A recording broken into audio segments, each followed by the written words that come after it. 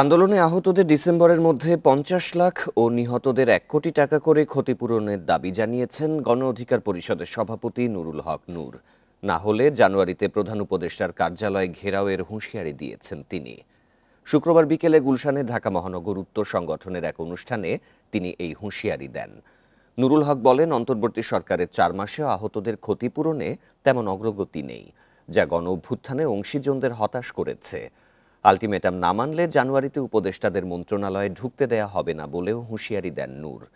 রাজনৈতিক দলগুলোর মধ্যে বিভাজন শুরু হয়ে গেছে উল্লেখ করে তিনি বলেন, জাতীয় সরকার ছাড়া সমস্যার সমাধান হবে না।